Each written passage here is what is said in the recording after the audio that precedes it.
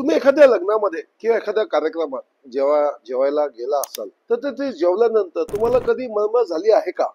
तुम्हाला सांगतो या मागचं कारण तिथलं जेवण नसून तिकडचं पाणी आहे. कारण तिथे कार्यक्रमात येणारं जे पाणी आहे हे जार मार्फत येतात आणि हे जार खूप आधी आलेले असतात आणि त्या जार मधलं पाणी अनेक काळ थंड राहण्यासाठी त्याच्यामध्ये इथिलीन ग्लायकॉल नावाचा एक केमिकल टाकलेला असतो, जो की त्या पाण्याचा फ्रीजिंग पॉइंट कमी करतो आणि त्याला त्वरित थंड करून त्याला फ्रीज न करता त्याचा थंडावा जास्त वेळ टिकवला जातो. आता हे जे केमिकल आहे ना इथिलीन ग्लायकॉल, हे बेसिकली टेस्टलेस, ओडरलेस आणि स्मेललेस असतं. म्हणजे तुम्ही जर कधी एक डायरेक्ट केमिकल पिलं तर तुम्हाला अंदाजच लागणार नाही की आपण नेमकं काय पितोय. आणि सगळ्यात महत्वाची गोष्ट की हे जे केमिकल आहे ना हे ऍज अ कुलंट म्हणून गाड्यांमध्ये वापरलं जातं आणि इंडस्ट्रियल यूज साठी पण वापरलं जातं. पण काही स्वार्थी लोक स्वतःच्या फायद्यासाठी याचा वापर खाण्यापिण्यात सुद्धा करतात.